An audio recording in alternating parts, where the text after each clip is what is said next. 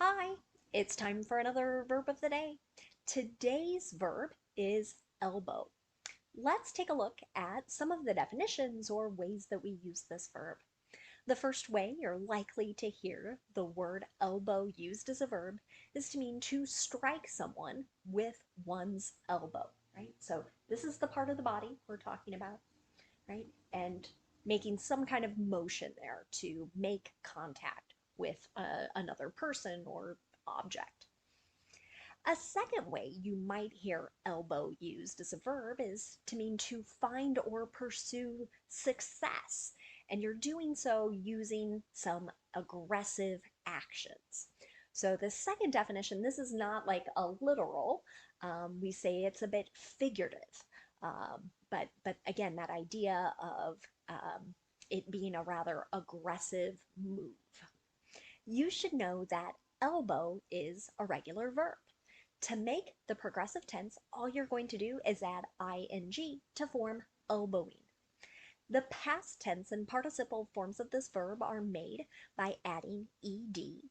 Our base verb, elbow, o, ends in a voiced vowel sound, right? All vowel sounds are voiced. So our past tense ending is going to make a D sound. Elbowed, elbowed. Okay. Now, there are some phrasal verbs that use our verb of the day, elbow, and we're going to spend a little time looking at some of those. The first is elbow aside. And this really ties back to that first definition we looked at as in terms of physically pushing or moving someone out of the way.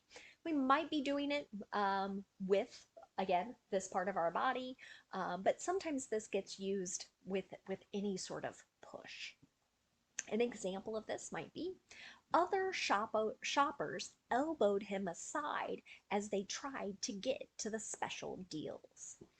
Maybe you've seen pictures or videos of this of kind of like uh, crazy shoppers trying to pursue something that's on sale or at a special price, right? And this idea of someone's getting physically pushed aside so that the other person can get the item.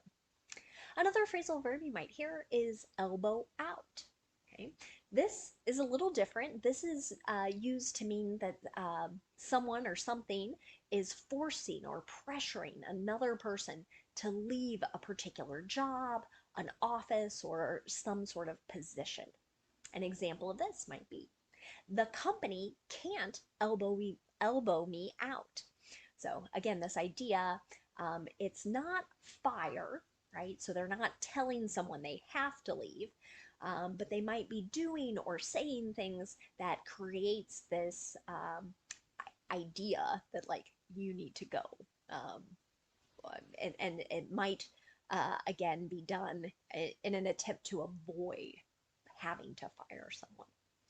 Connected to this is elbow out of. Again, this meaning here of we're forcing or pressuring someone to leave a particular job, right? When we use this phrase, right, then we're going to sort of hear kind of what job, office, or position is being left. So, an example of this. She was elbowed out of the business just before it took off. This is a passive voice sentence, so we don't know who is responsible for forcing or pressuring this person to leave, but it does sound like this is a completed action, something that happened. Another phrasal verb you might hear is elbow through. This means to force one's way through some crowded place. And again, that there's this general idea that others are being pushed using someone's elbows. An example of this might be EMTs elbowed through the crowds to find and treat the person having a medical emergency. Right? This idea of there's a crowd and they need to make way, right? So they're going to kind of push their way forward. Now let's continue using our verb of the day, elbow, in a couple different tenses. Today we're going to practice the imperative. This might also be thought of as a command. And these sentences in English are rather unique because there is no stated subject. The subject is always implied, and it's either you, singular, you one person, or you, plural.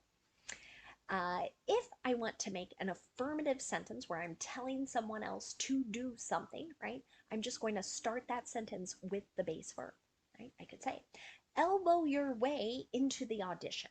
Right? This might tie back to that second definition, be aggressive in hopes that you will get the part.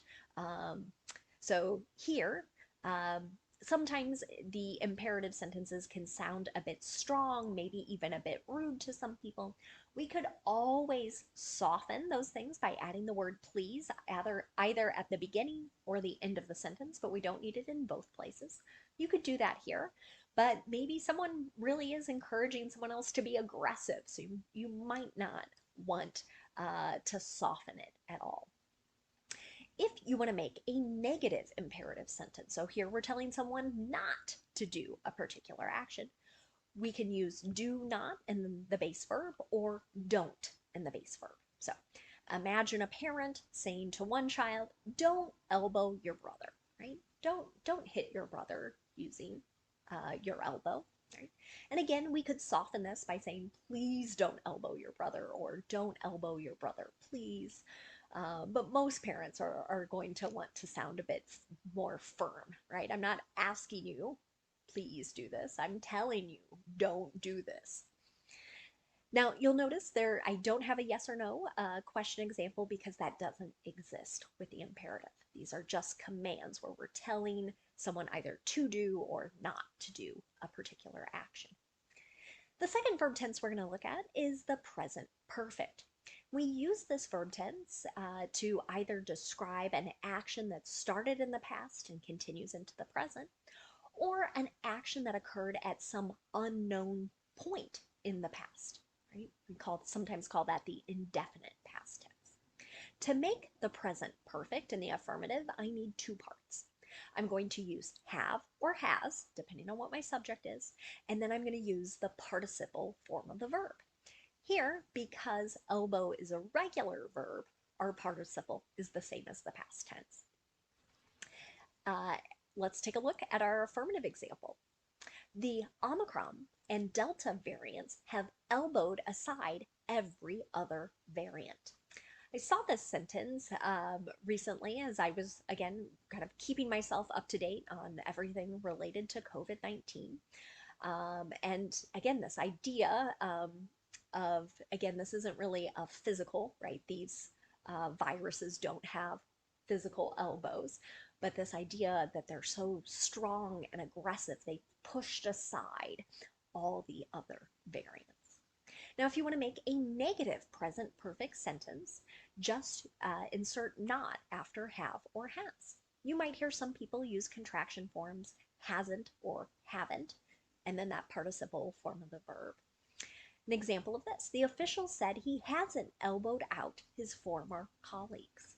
Right? So here, someone is saying, I did not force or pressure them to leave this particular organization. Finally, if you want to ask a yes or no question in the present perfect, we'll start with have or has. Then you're going to have your subject, and then the participle form of the verb. An example here, has the team elbowed its way into the playoffs, right? So again, think of those like aggressive means to achieve success. Now let's take a moment to look at some related words and phrases using our verb of the day, elbow. And the first word we're going to look at today is just the noun form of this word. So exact same spelling, exact same pronunciation. When the noun elbow is used, it could be implying this joint between the forearm and the upper arm of someone's body. So an example of this might be, she broke her elbow when she fell onto the ice, right? So this particular joint, right, broke. A second way you might hear the noun elbow used is to refer to the part of a sleeve, right, sleeve of a garment, and that particular area that covers the elbow. An example of this might be, The elbows on this jacket are totally worn out, right? So maybe you're getting a hole in this area of one's jacket. A final way you might hear the noun elbow used is to refer to a piece of piping that has been bent through an angle. And for this, I thought it would be good to have a bit of a picture, right? So if we look, right, I'm going to use my cursor here, right? We can see these nice straight parts here, right? And if we look to the bottom, right, see how we've got an angle. So this part of the pipe has been bent, right? So these four little areas could be referred to as elbows. An example of that, you need to replace the elbow, right? So maybe a plumber is telling one of their customers or clients, identifying a problem with some of their piping. Another noun you might hear is elbow grease. Now, this might sound funny to some people, but generally what it's referring to is this idea of some hard physical work. And this is especially true when it comes to cleaning, right? So imagine really scrubbing a particular item, right? You're really going to be flexing or moving that elbow. And I believe that's kind of how we get to this sort of unique noun. So an example of it in a sentence might be, cleaning this oven is going to take some elbow grease, right? We're really going to have to scrub it. We're going to have to physically work hard in order to get it clean. The last phrase we're going to look at today is in up to one's elbows. Okay? If you hear somebody use this phrase, what they're likely describing is that they are extremely busy or they are very deeply involved in something. An example of this might be, I'm in up to my elbows with homework and finals this week. I know there are a lot of college students feeling that way right now. And this idea, I'm so busy, I've got so much homework, so much to study, so many maybe final papers and projects, etc. And I'm deeply involved in it all. Thanks so much for watching today's video. I hope you have a great day.